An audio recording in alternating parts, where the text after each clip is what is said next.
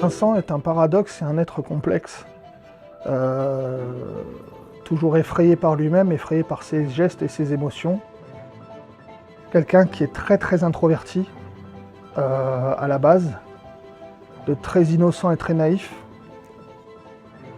qui a subi tellement de lynchage et je dirais de viol, hein, vraiment dans le sens psychologique et tout ça, mais barbare. La vie a été un viol, l'existence a été une torture et carrément une prison. J'ai longtemps cherché quelque part, à force que j'étais trop introverti et trop agressé par les autres. Je me sentais pas du tout compris ni rien. Je me comprenais même pas moi-même. Déjà, je me comprends pas toujours moi-même, mais j'ai toujours été quelqu'un qui a été beaucoup plus, à la base, chercher à m'évader de la vie à cause de ce que je souffrais et tout le reste, en voulant mourir, mais pas pour le côté mortifère. Le côté un peu plus échapper à la douleur. J'avais pas d'issue.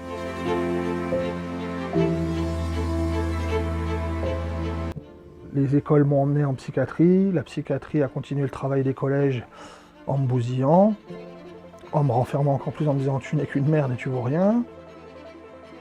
Moi je suis la maman de Vincent, je m'appelle Marie-Madeleine, j'ai 71 ans. Vincent c'est un garçon qui n'a pas eu d'adolescence à cause de sa maladie et qui a donc manqué beaucoup de choses, des étapes dans sa vie, qui l'ont fait beaucoup souffrir, qui l'ont traumatisé et dont il a les séquelles maintenant. Donc il y a des tas de choses qui le rendent à fleur de peau, irritable, un peu dans la rancœur aussi parce qu'il a des frustrations du fait qu'il y a eu des tas de choses qu'il n'a pas pu connaître, des tas de plaisirs qu'il n'a pas et qui sont légitimes pour tout le monde.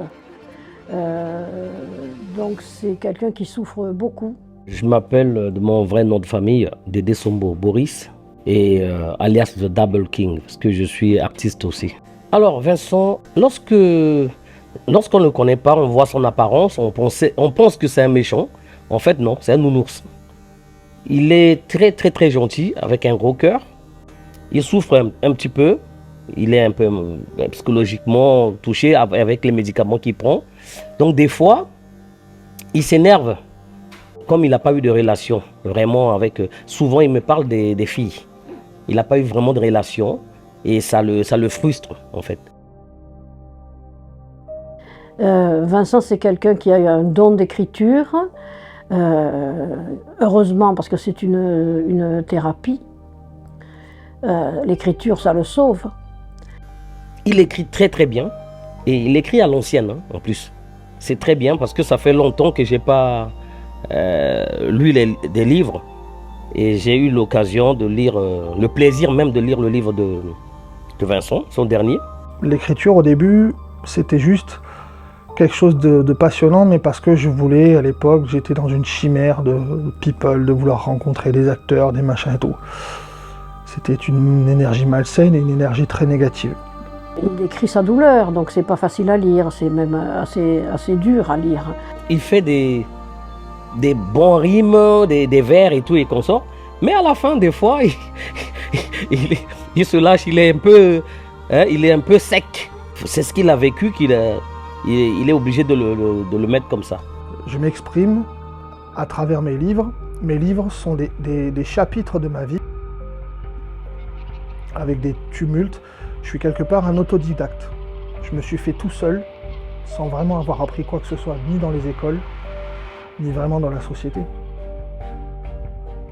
Il a un vrai talent. Il a le sens des mots. Il a toujours écrit depuis... il a commencé à écrire, il avait 14-15 ans, bien avant que sa maladie se réveille.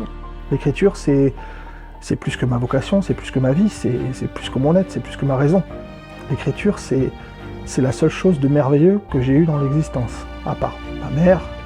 Bon, ma grand-mère est partie, mais mon écriture, c'est ça qui me permet d'être un artiste et d'être, voilà quoi, de créer des choses et de m'exprimer en même temps. Moi, je le soutiens depuis qu'il a commencé à écrire, donc, et depuis qu'il a eu cette maladie, ça fait 25 ans qu'il a été diagnostiqué. Il a passé 8 mois en hôpital psychiatrique, ça a été très dur. À l'époque, c'était pas comme maintenant, c'était très dur. Des services qui n'existent plus d'ailleurs, et de l'aveu même de psy que j'ai vu il n'y a pas longtemps, ils m'ont dit à l'époque c'était vol au-dessus d'un nid de coucou, hein, là où il était, Vincent, c'était terrible.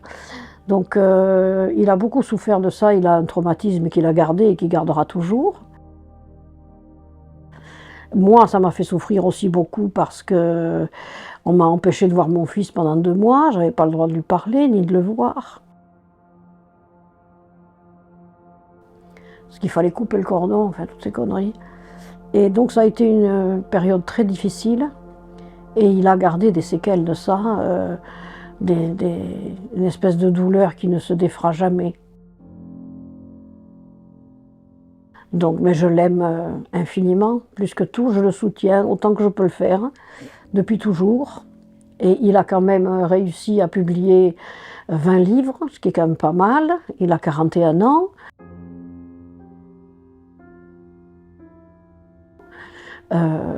Donc il a beaucoup travaillé pour ça. C'est l'underground qui m'a formé à la dure. Et c'est grâce, quelque part, aux excès, à la tourmente, à la souffrance et tout ça, que ça m'a permis après de me créer mon univers et de me retranscrire dans mes mots. Et de retranscrire mes mots MAUX. Au début, je racontais des choses un peu excessives sur ma douleur, ma souffrance. J'arrêtais pas de me disséquer et de m'autopsier. Parce que j'avais besoin de nager dans l'excès et dans la frayeur, de faire peur. Mais je n'étais que sur des trucs sur mon parcours, ma souffrance, ma douleur, des trucs un peu plus réels. J'arrivais pas à mettre tout mon univers fantastique et mon truc. Ce qui m'a révélé évidemment en termes d'œuvre, ça a été Entretien avec un vampire d'Anne Rice, que j'avais vu au cinéma, puisque c'est elle-même en plus qui avait écrit son scénario adapté de son livre d'elle. Ça m'a révélé dans le sens, ça m'a donné une identité gothique. Alors après, bon, ça, comme c'est un reportage très important, je vais quand même le mentionner, parce que c'est vrai que je voulais plus en parler de lui, mais en dehors d'Anne Rice, j'avais dû beaucoup estomper cette image de gothique et tout qui était en moi, à cause que quand j'étais au collège et que je me faisais tabasser je m'habillais en baggy, je m'habillais pour pas me faire tabasser. Au final, je me faisais tabasser plus. Donc j'ai essayé d'être ce que je ne voulais pas être.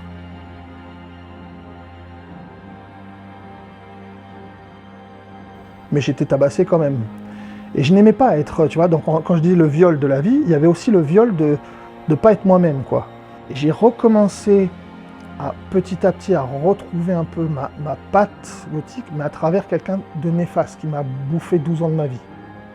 Ça a été Marilyn Manson.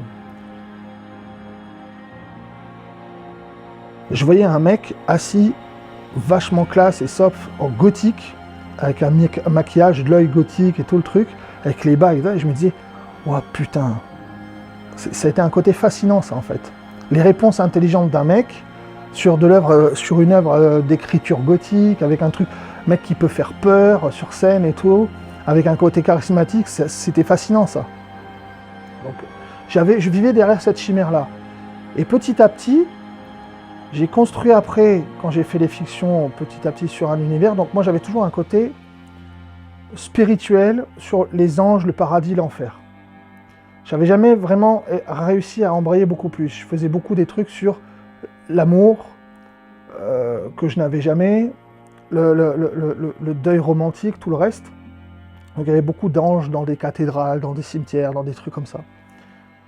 Et petit à petit, quand j'ai commencé à m'affranchir de certaines peurs et de certains tabous que j'avais sur l'enfer et sur l'érotisme, puisque j'ai réussi à accepter la sexualité que je voulais avoir, c'est-à-dire avec les filles, le côté brutal va être, parce que j'écoute pas mal de métal aussi, qui me représente aussi certaines de mes énergies, certaines de mes chaos, de mes souffrances. Donc je vais utiliser la brutalité parce que quand on ressent la douleur, quand on ressent la chose telle que je la ressens moi en tout cas, c'est pas pour être narcissique et c'est pas pour être au supérieur, mais telle que je la ressens moi, j'ai petit à petit développé dans mon écriture des mises en scène horrifiques d'épouvante, où justement j'ai utilisé quelque part ce qu'on peut ressentir dans la précarité ou dans dans les émotions qu'on ne peut pas avoir quand on est sous tutelle, schizo, hors du système, frustration de la chatte, enfin là je suis obligé d'aller, pour être plus rapide, hein, frustration de la chatte, obligé d'aller voir des trucs d'escorte, des annonces sordides et tout, ne pas pouvoir séduire une fille normalement par exemple, j'essaye de transformer ça dans des scènes horrifiques et des trucs pour que justement les gens peuvent comprendre à quel point la douleur que eux ils ne voient pas parce qu'ils sont dans ces choses normales, eux ils disent ah bah tiens ouais bon tiens j'ai envie de ça, je m'achète à manger, je m'achète ci, ah j'ai envie de telle meuf comme ça au resto, tout est facile parce qu'ils achètent les choses, les émotions qu'ils ressentent, un désir de vivre, un désir de joie, un désir de sortir, de faire un truc, là, pour eux ils font et ils pensent que c'est acquis parce qu'en fait ils se rendent pas compte que c'est une question de carte bleue et de paiement.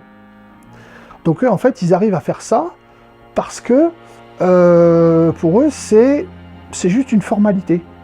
Et ils croient que c'est normal, que c'est acquis. Il est beaucoup dans la haine de lui, Vincent, est convaincu que Dieu le hait. Pourquoi? Je ne sais pas. Enfin, si, c'est un peu à cause de son père, qui lui a dit des horreurs. Il est dans la détestation de lui-même, ce qui fait que ça déforme un peu la vision qu'il a de la vie et des choses. Parce que quand on se déteste soi, c'est très difficile d'aimer les autres. Et pourtant, c'est un affectif, Vincent. Mais il a eu des déconvenues. Il a aimé des filles qui ont été immondes avec lui. Donc ça aussi, c'est un peu comme si vous mettez du vinaigre sur une plaie. Hein. C'est un peu ça. Et donc, ça a laissé des traces, ça aussi.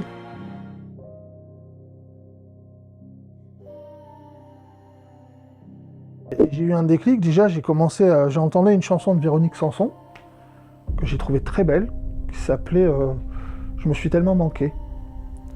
Et je sais pas, ça m'a fait un déclic. Comme quoi, hein, un gothique, hein, il peut être très bien inspiré par Véronique Sanson. Hein. Mais cette chanson m'a permis d'écrire le premier texte de ce livre. Après, il y a eu plein d'autres trucs qui m'ont inspiré. Donc le premier texte, qui était un peu le premier texte d'ouverture, après la préface, s'appelle « Une éternité d'éterniquer ». Le jeu de mots, je l'ai trouvé avec mon chat, là, j'étais regardé la télé et je pensais au jeu de mots comme ça. Mais à la base, j'avais appelé le texte Vulcania, comme le truc Volcania. Et en fait, j'ai commencé sur cet angle d'attaque-là, sur les médicaments et ce truc. Évidemment, comme la souffrance de la frustration, de la misère sexuelle et tout, est trop présente dans ma vie, extrêmement trop présente, quelque chose qui gangrène évidemment dans mon écriture, évidemment, puisque j'en parle beaucoup dans mes textes et tout ça, parce que c'est quelque chose de beaucoup plus complexe que je veux retranscrire. C'est pas juste une envie de niquer, comme ça. C'est beaucoup plus de choses. Ça va aussi sur un terrain social. Ça, c'est un des messages aussi du livre. Cette misère sexuelle qu'on nous impose, alors que des fois, on n'a pas de thunes, on est sous-caché, on n'a pas les mêmes droits, on n'a pas les mêmes trucs, et on n'est pas considéré par une meuf, quoi.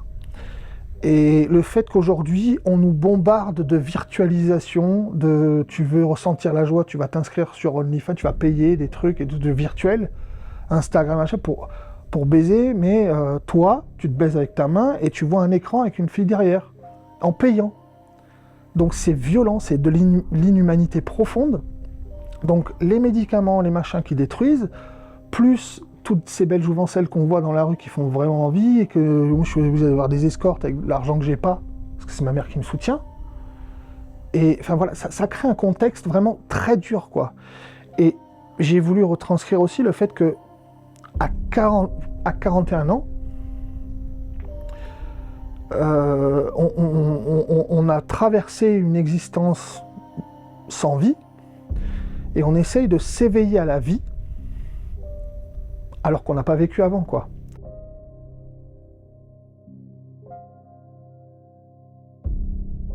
Et c'est comme si on prenait une conscience, par exemple, vous savez, quand on dit voilà, j'ai fait un mauvais rêve, je me réveille, voilà, l'adolescence c'était de la merde et tout, je suis un peu plus cynique, donc je suis un adulte. Et bien moi, c'est une façon d'être un peu plus adulte, tout en étant un peu un enfant. Le matin transylvanien. Et puis matin transylvanien, c'est aussi le fait que bon, je suis toujours décalé, je vis la nuit. Après, j'aime bien la nuit parce qu'il y a un côté poétique et le côté, voilà, c'est pas la nuit paillette, Ibiza branlette, W9 des bars. C'est surtout, j'aime bien vivre la nuit pour l'observation de tout. Et puis bon, la nuit, que ça soit dans l'excès ou quoi que ce soit, la nature humaine est un petit peu plus franche. La journée, ils sont en mode robotique, un peu Hannibal Lecter et Patrick Bateman.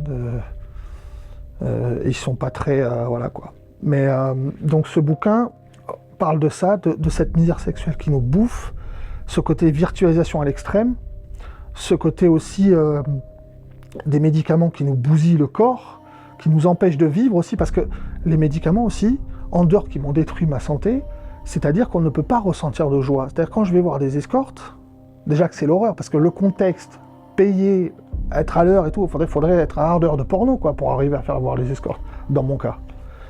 Mais le pire, c'est que moi, ce que je revendique dans la sexualité que je veux avoir avec des filles, c'est que c'est surtout la sensualité, c'est-à-dire le toucher, les ressentis, les trucs.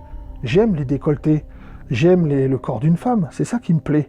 C'est pas juste de faire une connexion USB dans un anal, quoi, ça m'intéresse pas. Mais ces ressentis-là, ces pulsations, on peut pas les ressentir. Évidemment, je me suis bousillé à l'époque parce que j'étais dans une antisexualité à cause des gamins qui étaient pervers, mon père qui était un peu trop obsédé, et le fait que je pensais que les femmes étaient pures et machin, parce que j'avais l'exemple de ma mère et de ma grand-mère, et que quand j'ai commencé à vouloir m'ouvrir à la sexualité, les filles m'ont dit des choses mais monstrueuses, comme quoi si je veux sentir l'amour d'une femme, il faut que je me fasse sauter par des gays. Il a une grande acuité à regarder la société telle qu'elle est devenue, et il dit beaucoup de choses qui sont vraies, même s'il le dit d'une manière assez outrancière, et en même temps, il est dans le rejet de tout, et c'est-à-dire que, si vous voulez, c'est très difficile à expliquer, c'est-à-dire que dans son écriture, il y a à la fois la vision vraie de la transformation de notre société, qui est pas forcément mieux d'ailleurs, la déformation qu'il a, qui est le reflet de ce qu'il ressent. Il déforme des choses parce que cette déformation, elle vient de sa douleur, de sa souffrance. Aujourd'hui, on est dans une société où on marche sur les cheveux et on est dans la dégénérescence. Et mes mots à moi sont aussi pour essayer de me faire comprendre, mais aussi pour essayer de dire des choses. Moi, je veux pas propagander de quoi que ce soit. Je veux pas propagander de quoi que ce soit. Je veux pas faire on va dire, de leadership ou je vais pas faire Mein Kampf, quoi, je veux dire. Mais le truc, c'est que j'aime bien la rationalité. C'est-à-dire que je prêche rien pour personne, je dis juste avoir un cerveau et essayer de réfléchir ou avoir une réaction, c'est pas être complotiste. C'est juste exprimer les choses, exprimer ce qu'on ressent. Si on est tous dans une espèce de pensée unique, de trucs, ça s'appelle une secte. Ça s'appelle pas une vie en communauté, ça s'appelle une secte. Donc la censure, c'est un peu maintenant de la secte. Et le dernier point que je peux ajouter par rapport à ça, dans mon bouquin précédent, quand je parlais des chats noirs de Salem et ça, c'est vrai qu'il y a un truc aujourd'hui, c'est que à l'époque, il y avait des procès en sorcellerie et ça, les prêtres et les prêcheurs brûlaient des gens sous prétexte que machin et tout, avec la gaieté du public et tout le reste, parce qu'ils étaient différents de la norme. Aujourd'hui, on a la même chose. Quand on a le tribunal populaire chez Hanouna ou ailleurs, c'est le procès en sorcellerie, avec des chimpanzés qui vont dire oui et non, quoi. Et quand on est différent, si on n'est pas rap game, si on n'est pas uniforme ou quoi que ce soit, ou je sais pas quoi, eh ben on est à crucifier. Et je pense que le vivre ensemble, c'est aussi qu'il y ait des couleurs un peu pastel, un peu partout. Même les satanistes, si ça les amuse de faire leur messe noire ou quoi que ce soit, qu'ils la font. Moi, je veux pas faire de l'occultisme. Mais si ça les amuse de faire des trucs, il n'y a pas de souci, c'est leur point. Que les cathos intégristes ils fassent des trucs, c'est leur point. Qu'il y ait des fachos et tout, ça les excite de se branler en cadence en disant ah, bon, les bougnoules ou je sais pas quoi, faites-le dans votre coin du moment que vous nous emmerdez pas, et puis voilà quoi. Mais de faire chier les gens qui sont immigrés, de faire chier les gens qui sont bienveillants, qui essaient de faire leur vie, de les emmerder, d'emmerder les gens qui sont un peu étrangers de ça, tout ça parce qu'il ne faut pas heurter la sensibilité des LGBT, des féministes nazis, de tout ça. Enfin, je sais pas, ouais. Donc, après, le bouquin, il va parler de plusieurs choses. Mais après, je vais retranscrire, moi, dans le côté épouvante, mais avec un univers de l'enfer de Dante. Parce qu'évidemment, je retranscris la vie de tous les jours dans un monde métaphorique. comme un enfer, avec des démons, des anges déchus, j'appelle ça, des anges déçus, ouais. Les bourges, un peu, c'est les petits connards que je vois dans les bars, qui sont donc ceux qui sont privatisés dans l'Éden, hein, avec le paradis et tout.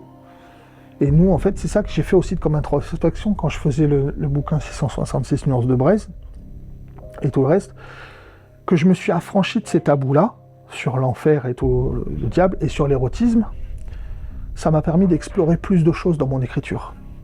Ça m'a permis de pouvoir écrire et œuvrer sur des émotions que je m'interdisais avant d'écrire.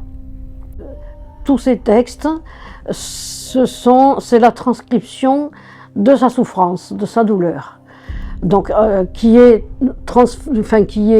comment dirais-je, transposé dans des personnages mystiques et fictifs, qui n'existent pas, mais derrière lesquels moi je reconnais son père, son grand-père, vous voyez, des gens qui lui ont fait du mal. Et donc c'est transposé dans des personnages qui sont essentiellement mystiques, qui n'existent que dans son écriture. Et lui, il est derrière tout ça, il est derrière tout. L'ange déchu, celui qui est détesté par Dieu, tout ça, ça ressort dans son livre, ça ressort dans presque tous ses livres. C'est un cri de douleur, le livre de Vincent. Et en même temps, ce qui est très étonnant, c'est que Vincent, c'est ce que m'a dit d'ailleurs l'éditeur, hein, quand ils m'ont accepté, il a une analyse sociétale qui est très percutante, très vraie et assez profonde. Donc si vous voulez, il y a d'un côté, c'est très paradoxal, c'est un peu schizophrénique, un peu comme sa maladie d'ailleurs. C'est-à-dire que, voilà, donc on va se coucher, on attend que ça passe. Et par contre, il y a des textes, pas forcément dans ce livre-là, mais dans d'autres, où il parle de lui, et qui sont poignants. Il y a des fois où moi, j'ai des frissons quand je le lis, parce qu'il a une manière de dire les choses qui est très particulière. Il ne s'exprime pas comme tout le monde. Vincent, il peut arriver à vous faire rire en écrivant des horreurs. Et il a une manière d'utiliser les mots qui est tout à fait unique et personnelle.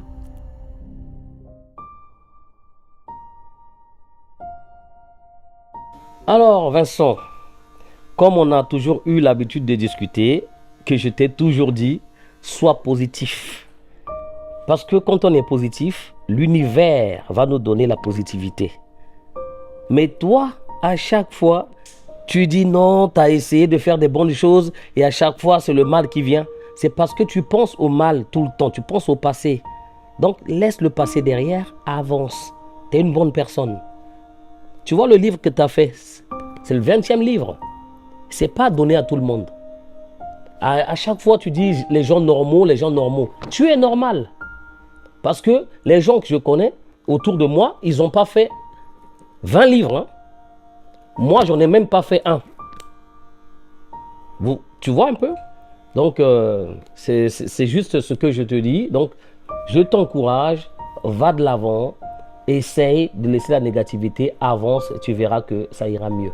Je lui souhaite de moins souffrir déjà, de s'accepter mieux, de se détester moins. Et d'arrêter de voir seulement le négatif de la vie. C'est-à-dire que quand il y a quelque chose de bien qui lui arrive, ça dure 5 minutes. Quand il y a quelque chose de mal qui lui arrive, ça dure 20 ans. Donc si vous voulez, il est plus axé sur le négatif que sur le positif. Et ça, c'est dommage pour lui. J'ai beau le lui expliquer, ça rentre pas. Il croit que c'est contre lui. C'est pas vrai. Je voudrais qu'il essaye aussi de voir les belles choses et les bons côtés, les gens qui sont bienveillants, qui s'intéressent à lui, comme vous, comme Boris, comme des pères dominicains qui le suivent depuis des années, des tas de gens qui s'intéressent à lui.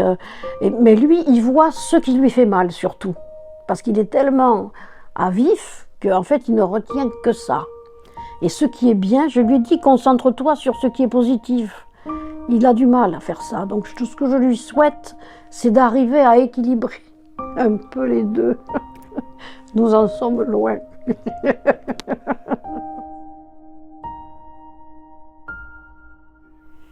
Qu'est-ce qu'on peut me souhaiter? Quel est mon paradis personnel, par exemple?